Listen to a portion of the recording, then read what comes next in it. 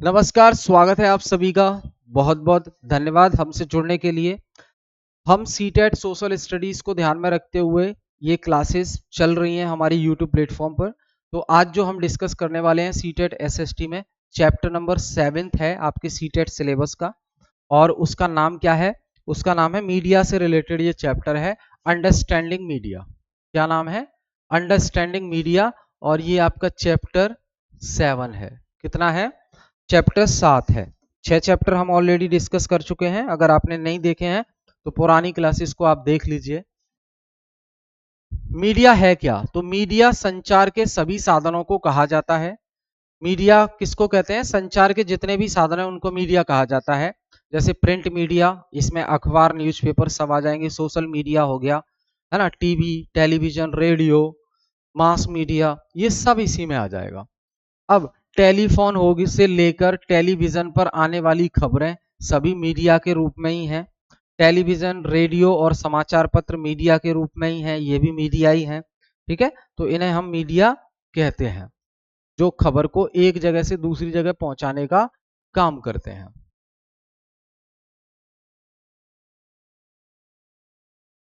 ये लाखों लोगों को प्रभावित करते हैं, इसलिए इन्हें जनसंचार माध्यम कहा जाता है। तो देखो, जो टीवी है, अब टीवी पे एंकर जो बोल रहा है वो लाखों लोगों को प्रभावित करेगा, क्योंकि उसकी न्यूज को सब लोग सुन रहे हैं। तो इसलिए लाखों लोग इससे प्रभावित होते हैं, इसलिए इसको हम कहते हैं मास मीडिया। मास मीडिया मतलब बहुत सारे लोग इससे जुड़े होते हैं, और बोलने वाला एक होता है लेकिन सुनने वाले बहुत होते हैं, तो मास मीडिया इसको कहते हैं। ज्यादा एरिया, ज्यादा लोगों को ये कवर करती है, उसे कहते हैं मास मीडिया। जैसे कि टेलीविजन। ठीक।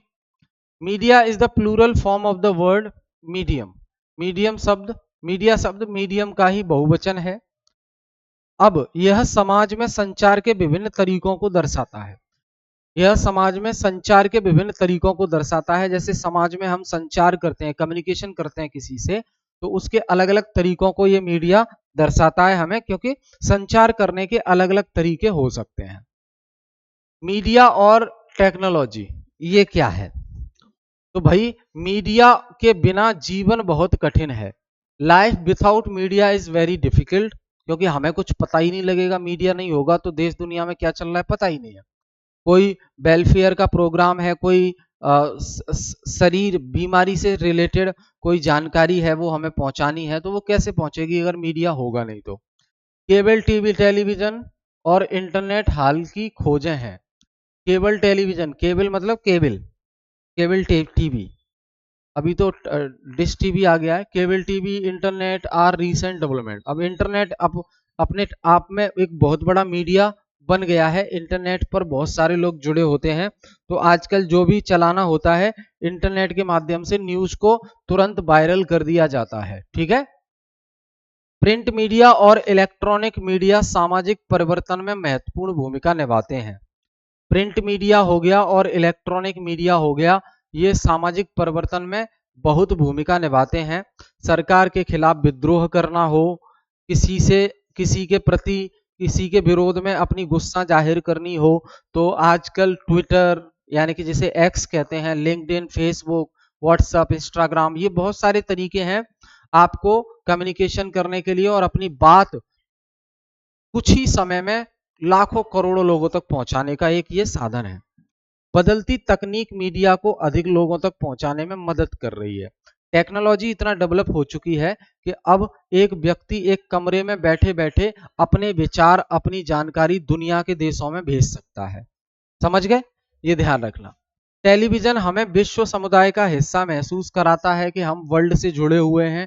टीवी के माध्यम से हमें देश दुनिया की बातें पता लगती हैं। जैसे रूस के राष्ट्रपति व्लादिमीर पुतिन के एक घर पर ड्रोन से हमला किया गया, बात की जा रही है कि यूक्रेन ने करवाया, तो ये एक रूम में बैठे बैठे हमें देश दुनिया की खबरें प्राप्त हो जाती हैं।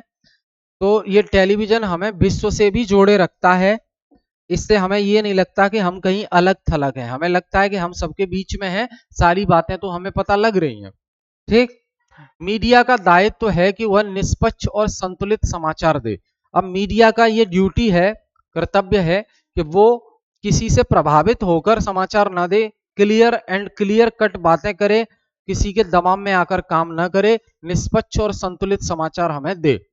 मीडिया पूरी तरह स्वतंत्र नहीं है, ये बात बताई गई है। मीडिया जो है कई पॉलिटिकल पार्टीज के दबाव में आके उनके फेवर में खबरें चलाती है और अपना एजेंडा तय करती है। मीडिया पर सरकार के नियंत्रण को सेंसरशिप कहा जाता है।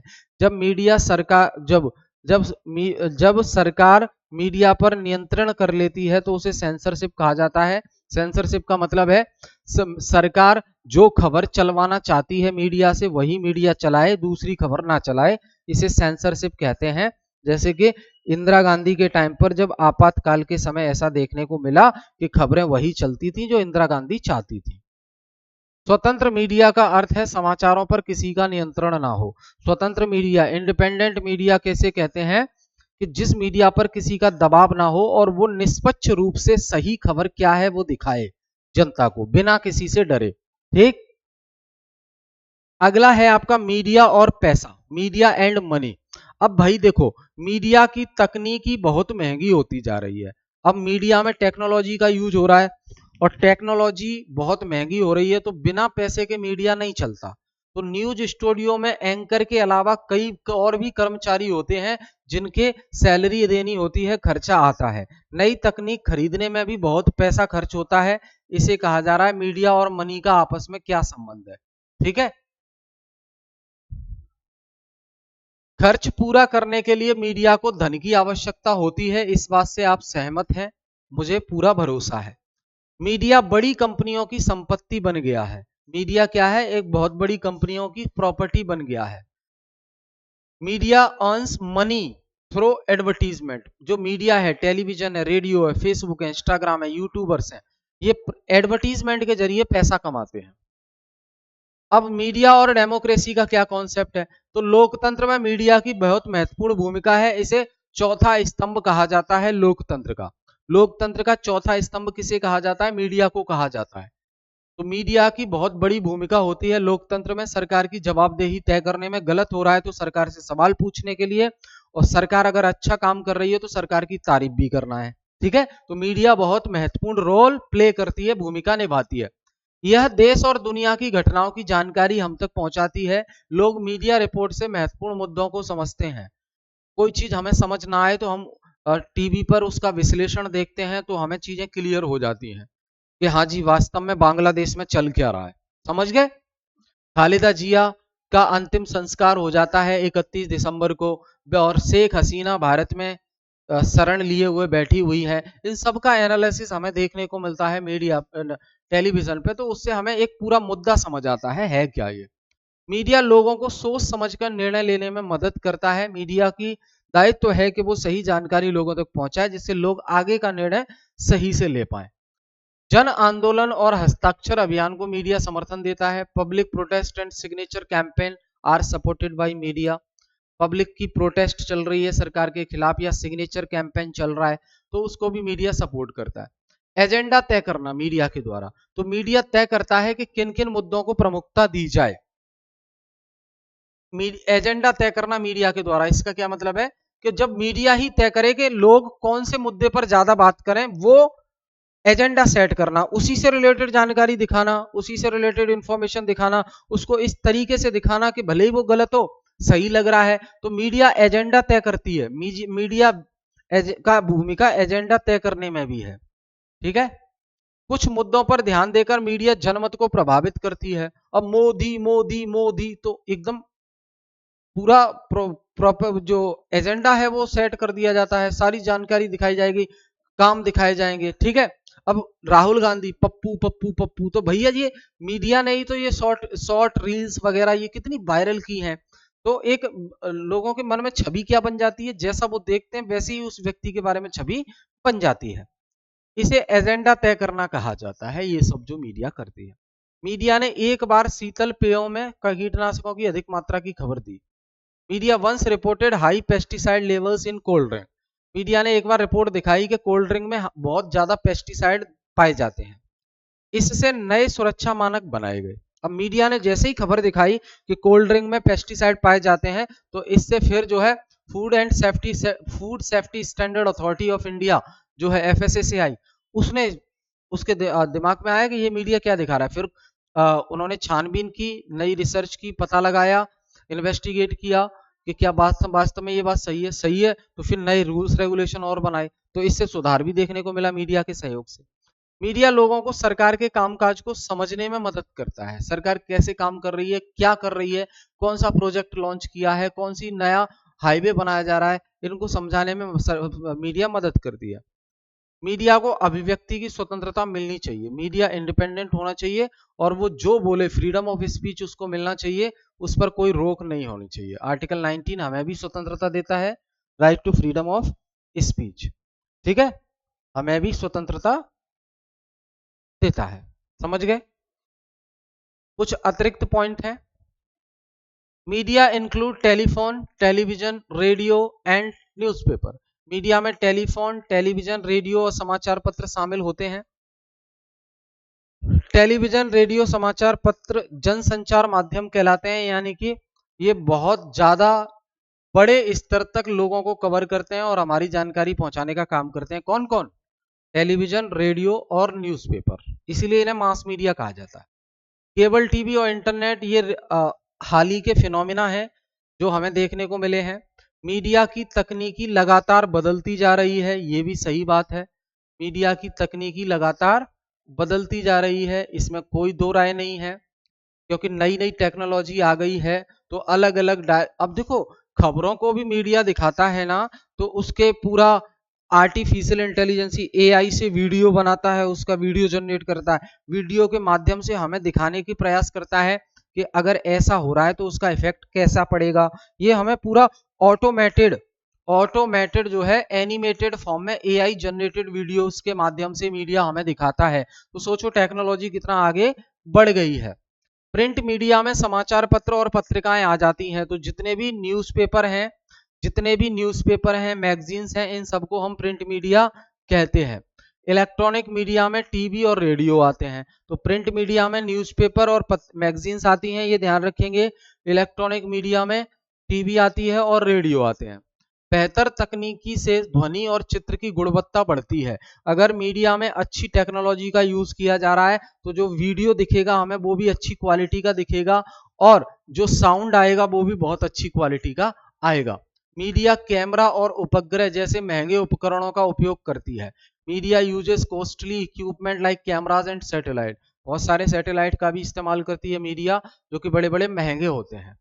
अपडेट रहने के लिए मीडिया भारी खर्च उठाता है। अपने अलग अलग जो पत्रकार है वो पत्रकार हैं वो देश और दुनिया के अलग अलग कोने में भेजता है, वो सही जानकारी इकट्ठा करता है, फिर उस जानकारी को जनता तक पहुंचाने का काम करता है। तो इसके लिए भी वो बहुत ज्यादा खर्च उठाता है। कई मीडिया संस्थान बड़ी कंपनियों के स्वामित्व में है। Big companies own many media houses. बहुत सारे मीडिया हाउस ऐसे हैं जो किसी न किसी बड़ी कंपनी के अंडर में काम कर रहे हैं, या उन कंपनी ने उस मीडिया हाउस को खरीद लिया है, क्योंकि पैसा चाहिए होता है। मीडिया उत्पादों के विज्ञापन से पैसा कमाता है। मीडिया जो होता है वो प्रोडक्ट के एडवर्टीजमेंट से पैसा कमाता है और अपना खर्चा मैनेज करता है। ठीक है, लास्ट अगला है बैलेंस्ड एंड इंडिपेंडेंट मीडिया, यानी कि संतुलित और स्वतंत्र मीडिया क्या होता है। तो भैया मीडिया को स्वतंत्र होना ही चाहिए, क्योंकि लोकतंत्र का चौथा स्तंभ होता है मीडिया। चौथा स्तंभ जैसे न्यायपालिका, कार्यपालिका, विधायिका और प्रेस, मीडिया, ठीक है, चौथा स्तंभ है। मीडिया रिपोर्ट संतुलित होनी चाहिए। संतुलित रिपोर्ट कहानी का सभी पक्ष दिखाती है। संतुलित रिपोर्ट का मतलब ये है कि अगर किसी ने सरकार ने कोई काम किया है तो उसका नकारात्मक प्रभाव और सकारात्मक प्रभाव दोनों ही दिखाने चाहिए मीडिया को, न कि सिर्फ सकारात्मक प्रभाव दिखाकर और छोड़ दिया जाए। समझ रहे हैं?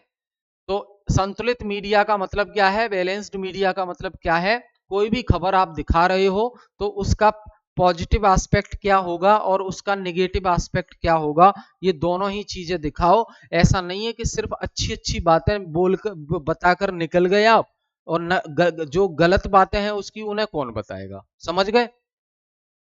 स्वतंत्र मीडिया ही संतुलित रिपोर्ट दे सकता है, और जो मीडिया इंडिपेंडेंट होगा वही संतुलित रूप से सकारात्मक और नकारात्मक दोनों पहलुओं पर बात कर पाएगा अगर स्वतंत्र होगा तो। और स्वतंत्र नहीं है, किसी के दबाव में अगर उसने काम किया है तो फिर वो उसी के कहने पर वो बातें दिखाएगा जो उसके लिए फायदेमंद होंगी, भले ही जनता को उसका नुकसान होता रहे। तो एक स्वतंत्र मीडिया का काम है कि वो संतुलित रिपोर्ट दिखाए और हर रिपोर्ट के पॉजिटिव और नेगेटिव एस्पेक्ट, सकारात्मक और नकारात्मक पहलू दिखाने का काम करे। ठीक है, जैसे सूचना रोकने को सेंसरशिप कहते हैं। आपातकाल जो 1975 में लगा उसके दौरान मीडिया पर सेंसरशिप लगा दिया गया था और मीडिया को ये स्वतंत्रता नहीं थी कि वो ये चीज दिखा पाए। अगला चैप्टर है आपका अनपैकिंग जेंडर। ये जेंडर से रिलेटेड है, लिंग से रिलेटेड है, स्त्री और पुरुष, महिला, लड़का लड़की से संबंधित चैप्टर है आपका। 8वां चैप्टर है सीटेट सिलेबस का, एसएसटी सिविक्स का। तो यहां पे बात की गई है परिचय, सेक्स बनाम जेंडर।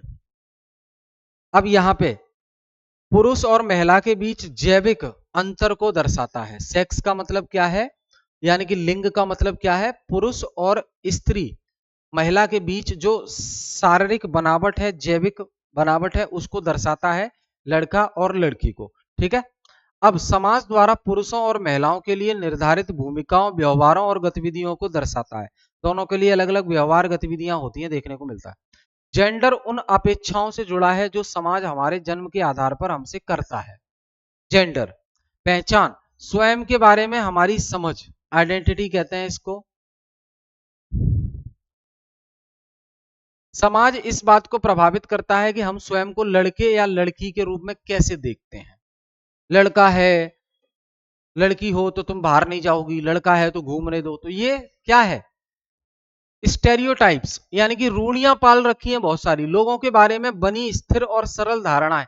पहले से ही लड़का और लड़की के बारे में अलग धारणाएं बना रखी हैं कि लड़की है तो कमजोर होगी, लड़का है तो मजबूत होगा, स्ट्रांग होगा। ये कौन सी बात हो गई, आप इन्हें कहते हैं स्टेरियोटाइप। लैंगिक रूढ़ियां केवल पुरुष और महिला होने के आधार पर भूमिकाएं तय करती हैं। उदाहरण, लड़के मजबूत होते हैं, लड़कियां देखभाल करने वाली होती हैं। तो ये स्टेरियोटाइप ही तो बना रखा है। ये रूढ़ियां अवसरों और क्षमताओं को सीमित कर देती हैं। अब आप किसी लड़की से कहोगे कि लड़कियां तो कमजोर होती हैं, तो भैया वो स्पोर्ट्स में जो उसका सपना था उसके लिए वो मेहनत नहीं करेगी, डिमोटिवेट हो जाएगी। तो ये क्या है, उनकी क्षमताओं को सीमित कर देते हैं, इस तरह की चीजें। अलग अलग तरीके से बड़ा होना, सामाजिक विविधताएं, growing up different societal variation. तो यहां देखो, यह दिखाता है कि विभिन्न समाजों में बच्चे अलग अलग तरीके से बड़े होते हैं। एक ही समाज में भी समय के साथ बचपन बदलता रहता है। यह सिद्ध करता है कि लैंगिक भूमिकाएं सीखी जाती हैं, जैविक नहीं होती। लैंगिक जो भूमिकाएं वो सीखी जाती हैं। जन्म से ही हमें बता दिया जाएगा लड़की को, अरे घर का काम करो, शादी के बाद यही करना है। तो क्या है, ये क्या है, जेंडर बेस्ड चीजें हो गई। अब ये समोआ का एग्जाम्पल दिया गया है 1920 का, 1920 का समोआ का एग्जाम्पल है। मार्गरेट मीड के शोध ने बचपन का एक अलग स्वरूप दिखाया। मार्गरेट मीड का नाम याद रखना है, इन्होंने एक रिसर्च की जिन्होंने चाइल्डहुड पैटर्न बताया। इन्होंने कहा बच्चे स्कूल नहीं जाते थे, वहां पे वे जीवन कौशल बड़े बच्चों और वयस्कों से सीखते थे। इन कौशलों में बच्चों की देखभाल और घरेलू काम शामिल थे। मछली पकड़ना एक महत्वपूर्ण गतिविधि थी। लड़के विभिन्न चरणों में मछली पकड़ना सीखते थे। 5 से 6 वर्ष के बच्चे छोटे भाई बहनों की देखभाल करते थे। ये वहां का पैटर्न बता रही है ये। 9 वर्ष की उम्र में लड़के बड़े लड़कों के साथ बाहरी काम करते थे और इन कार्यों में मछली पकड़ना और नारियल लगाना शामिल था। लड़कियां बच्चों की देखभाल और घरेलू काम करती थी। ये लो बना दिया जेंडर बेस्ड कि तुम लड़की हो ये काम करोगी। ये पहला एग्जाम्पल है। ठीक है, और है आगे। किशोर लड़कियों को काफी स्वतंत्रता थी। जो जवान लड़कियां थी वे खेती, टोकरी बुनाई और बच्चों की देखभाल करती थी। वे अपना काम स्वयं व्यवस्थित करती थी। 14 साल के बाद लड़कियां भी मछलियां पकड़ने जाती थी। तो इससे क्या निष्कर्ष निकलता है कि जिम्मेदारियां साझा की जाती थी, जिम्मेदारियां भी साझा की जाती थी। बड़े बच्चे छोटे बच्चों की परवरिश में मदद करते थे और व्यावहारिक कौशल चरणों में सीखा जाता था। एग्जाम्पल दूसरा है मध्य प्रदेश का। यह उदाहरण कम उम्र में लैंगिक भेद को दर्शाता है। लड़कों और लड़कियों के स्कूल की संरचना अलग थी। लड़कियों के स्कूलों में बंद आंगन होते थे, ऊपर से खुले नहीं होते थे आंगन। सुरक्षा और अलगाव सुनिश्चित होता था, लड़कियों को सुरक्षा ज्यादा देनी है ऐसा मानते थे। लड़कों के स्कूलों में खुले मैदान होते थे, स्कूल के बाद व्यवहार अलग होता था। लड़कियां समूह में घर जाती थी एक साथ, कोई परेशानी ना हो, और उनकी आवाजाही सीमित होती थी। लड़के सड़कों का स्वतंत्र उपयोग करते थे, वे खेलते, साइकिल चलाते या बाहर समय बिताते थे। सड़क को लड़कों की जगह माना जाता था। The street was seen as boys space. सड़कों को लड़कों की जगह माना जाता था। मुख्य निष्कर्ष क्या निकल रहा है? स्वतंत्रता और स्थान में असमानता भी देखने को मिली है लड़का लड़की के आधार पर। घरेलू काम का मूल्यांकन, वैल्यूइंग हाउसवर्क। महिलाओं द्वारा किया गया घरेलू काम अक्सर अदृश्य होता है, जो दिखाई नहीं देता लोगों को, लेकिन वो बहुत काम होता है। इसमें खाना बनाना, सफाई, कपड़े धोना, बच्चों की देखभाल शामिल है। इसे महिलाओं का स्वाभाविक कर्तव्य माना जाता है, इसे काम के रूप में नहीं देखा जाता, तो ये भी गलत बात है। ठीक, यह अधिकतर बिना वेतन का काम होता है, देखते हैं आप। यह समय लेने वाला और शारीरिक रूप से थकाने वाला काम होता है घर का। बिना वेतन होने के कारण इसका मूल्य कम आंका जाता है कि इसकी क्या वैल्यू है, ये तो कोई भी कर लेगा, ऐसे बोलते हैं ना, बना रखा है। महिलाओं के जीवन पर प्रभाव क्या पड़ा? दोहरा बोझ। महिलाएं घर और बाहर दोनों जगह काम करती हैं, उनके काम के घंटे पुरुषों से अधिक होते हैं, उन्हें कम आराम का समय मिलता है। सीमित अवसर शिक्षा और करियर को प्रभावित करते हैं, उनका करियर को प्रभावित करते हैं, क्योंकि उन्हें बहुत लिमिटेड अपॉर्चुनिटी दी जाती है। देखभाल में बीमार और बुजुर्गों की सेवा शामिल है। कोई बुजुर्ग बीमार हो गया तो उसकी देखभाल कौन करेगा? महिला करेगा, लड़का नहीं करेगा। ठीक है, यह काम भावनात्मक और शारीरिक रूप से थकाने वाला होता है। कार्य अधिकतर महिलाएं और लड़कियां करती हैं। यह कार्य अधिकतर महिलाएं और लड़कियां करती हैं। महिलाओं का कार्य और समानता। संविधान समानता की गारंटी देता है, राइट टू इक्वलिटी, आर्टिकल 14। सामाजिक वास्तविकता अक्सर अलग अलग होती है, भेदभाव बचपन से ही शुरू हो जाता है, घर से ही। यह शिक्षा, स्वास्थ्य और रोजगार को प्रभावित करता है। महिलाओं के कार्य को कम महत्व दिया जाता है। सरकार के क्या प्रयास रहे हैं इसको लेकर? सरकार महिलाओं के बोझ को मान्यता देती है। आंगनवाड़ी केंद्र बच्चों की देखभाल में सहायता करते हैं, इससे महिलाएं रोजगार कर पाती हैं। कुछ कार्यस्थलों पर शिशु गृह अनिवार्य हैं, यह कामकाजी माताओं की सहायता करता है। नीड फॉर चेंज, परिवर्तन की आवश्यकता क्या है? वास्तविक समानता के लिए सोच में बदलाव आवश्यक है। घरेलू काम को महत्व दिया जाना चाहिए। लड़कियों और महिलाओं को समान अवसर मिलने चाहिए। ठीक है, परीक्षा के लिए मुख्य अवधारणा है, कुछ extra point. Gender versus sex क्या होता है? सामाजिकरण क्या है? सामाजिक मानदंडों की सीखने की प्रक्रिया। रूढ़ियां क्या है? लिंग के बारे में बनी स्थिर धारणाएं। अदृश्य कार्य क्या है? बिना वेतन का काम। समझ गए? तो ये भाई याद रखना है आपको। क्लियर है? तो दोस्त, ये हमने 2 चैप्टर इस क्लास में डिस्कस किए, अनपैकिंग जेंडर और मीडिया। ठीक है, क्लास कैसी लगी एक बार जरूर बताइए। बहुत बहुत धन्यवाद।